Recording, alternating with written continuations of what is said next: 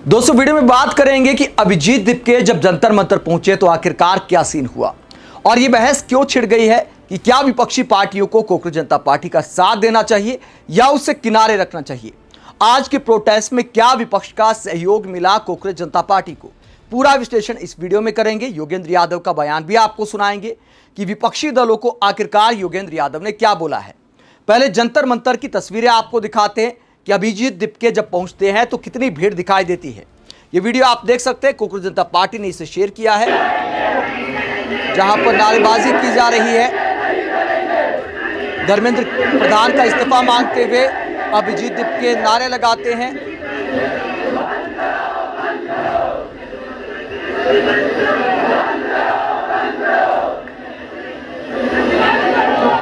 तो इस तरह नारेबाजी की जाती है। ये तस्वीर आप देख सकते हैं, कितनी भीड़ वहां पर जुटी हुई दिखाई दे रही है।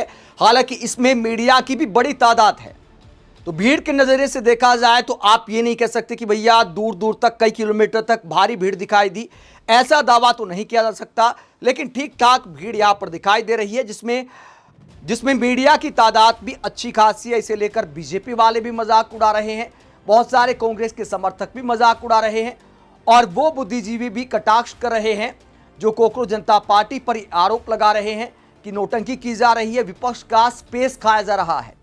नीट को लेकर, पेपर लीक को लेकर, पेपर में गड़बड़ी को लेकर, धर्मेंद्र प्रधान के इस्तीफे को लेकर कांग्रेस और तमाम विपक्षी दल काफी दिनों से सड़क पर प्रोटेस्ट कर रहे हैं।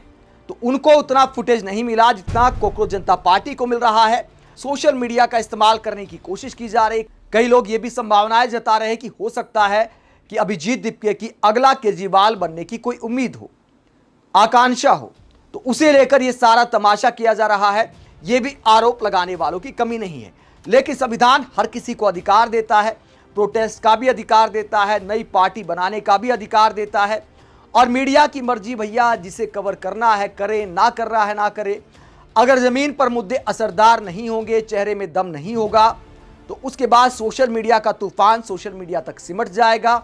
अगर आवाज दमदार लगेगी, लोगों की लड़ाई लड़ेंगे, तो हर किसी को अपना प्लेटफॉर्म बनाने का अधिकार है, राजनीतिक दल बनाने का अधिकार है। हालांकि अब तक कांग्रेस जनता पार्टी ने राजनीतिक दल बनाने का ऐलान नहीं किया है। अगर फिलहाल की बात करें तो अभिजीत दीपके जनता के मुद्दे उठाते हुए नारेबाजी कर रहे हैं, धर्मेंद्र प्रधान का इस्तीफा मांग रहे हैं।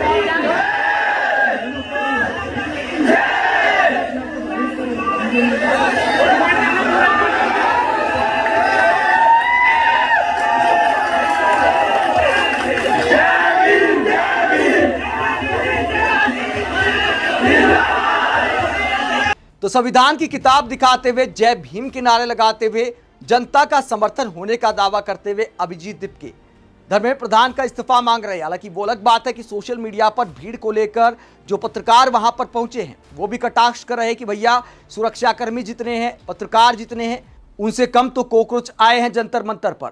लेकिन दोस्तों ये भी हकीकत है कि बिना राजनीतिक दल के इस तरह की भीड़ जुटाना किसी के लिए भी आसान नहीं है।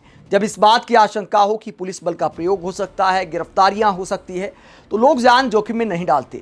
जब आप किसी राजनीतिक दल के प्रोटेस्ट में जाते हैं, अगर पुलिस केस भी कर ले, गिरफ्तार भी कर ले, तो वकीलों की फौज होती है जो आपको बेल दिला देती है, आपका केस लड़ते रहते हैं। कांग्रेस के पास बहुत सारे वकील हैं, आम आदमी पार्टी के पास भी बहुत सारे वकील हैं। लेकिन फिलहाल की बात करें तो आप कांग्रेस जनता पार्टी के बारे में ऐसा दावा नहीं कर सकते, उनके पास कोई बहुत बड़ी टीम नहीं है। तो ऐसे में हो सकता है कि बहुत सारे लोगों को लगा हो कि यार सोशल मीडिया का मजाक है, क्या फ़ायदा है जाने में, अगर कोई केस वेस हो जाएगा, पुलिस ने कोई लाठी वाठी भांज दी, बेकार में लपेटे में आ जाएंगे, कोई सपोर्ट करने वाला भी ज़्यादा बड़ा चेहरा है नहीं, तो इस वजह से भी भीड़ कम हो सकती है। लेकिन ऐसा नहीं है कि इस मुद्दे पर कांग्रेस जनता पार्टी को जनता का समर्थन नहीं है। जनता का समर्थन नहीं होता तो हर वीडियो पर लाखों में व्यूज़ नहीं आते, मिलियंस में व्यूज़ नहीं आते।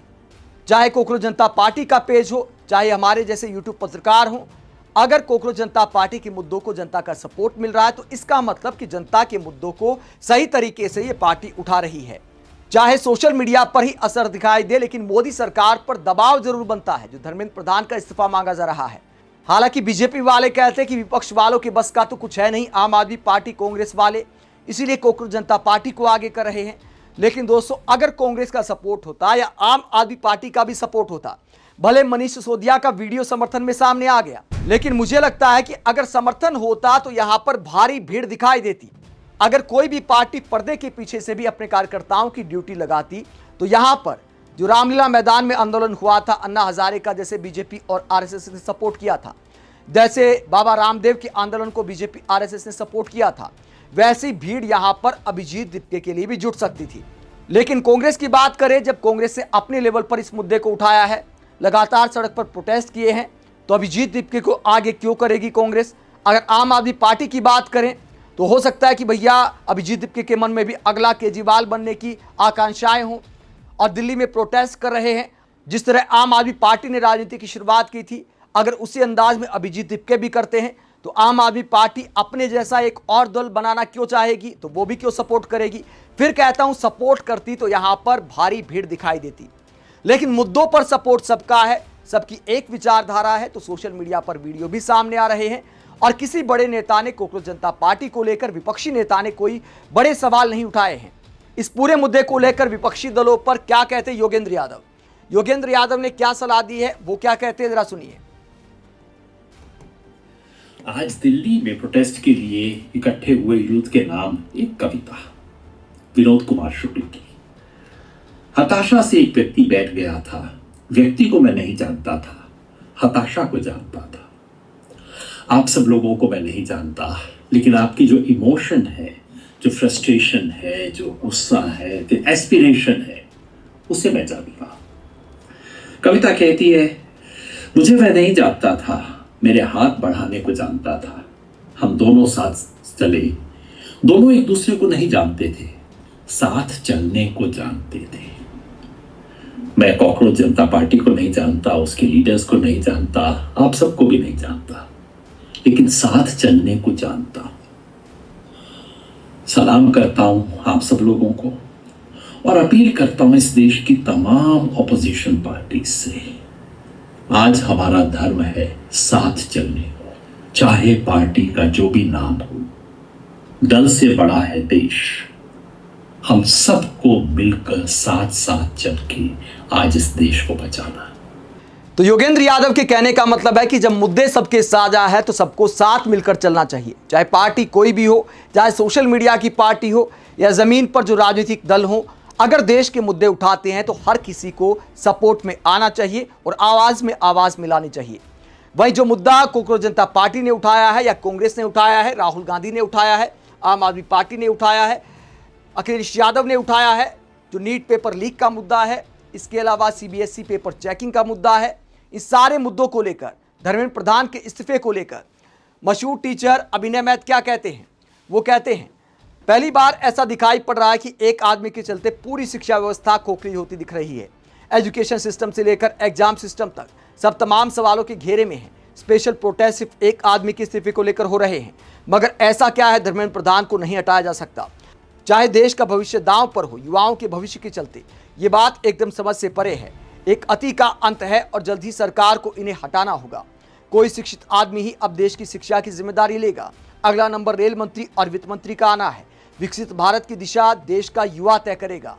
तो अभिनय मैथ ये फोटो शेयर करते हैं, कोकरोच जनता पार्टी ने जो प्रोटेस्ट किया है उसके समर्थन में ये पोस्ट करते हैं और कहते हैं धर्मेंद्र प्रधान को जाना होगा। जवाबदेही भी होती है कि ऐसा आदमी शिक्षा मंत्री कैसे रह सकता है जो पेपर लीक रोकने में नाकाम है। तमाम अध्यापक इस मुद्दे को उठा रहे हैं, लेकिन क्या मोदी सरकार पर इस बात का कोई असर पड़ेगा? दोस्तों, व्यक्तिगत तौर पर तो मेरा मानना है कि मुझे नहीं लगता कि कितने भी प्रोटेस्ट आप कर लीजिए कोई इस्तीफा हो जाएगा। बहुत पहले राजनाथ सिंह ने कह दिया था कि मोदी सरकार में इस्तीफे नहीं होते। तो जिस सरकार में सत्ता का इतना अहंकार हो, वहां पर विपक्ष की आवाज पर इस्तीफे नहीं होते, चुनाव की हार की आशंका से जरूर हो जाते हैं।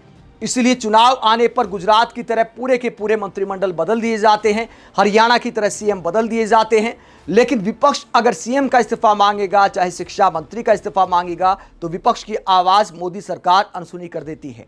एक तरह की ईगो का मामला दिखाई देता है।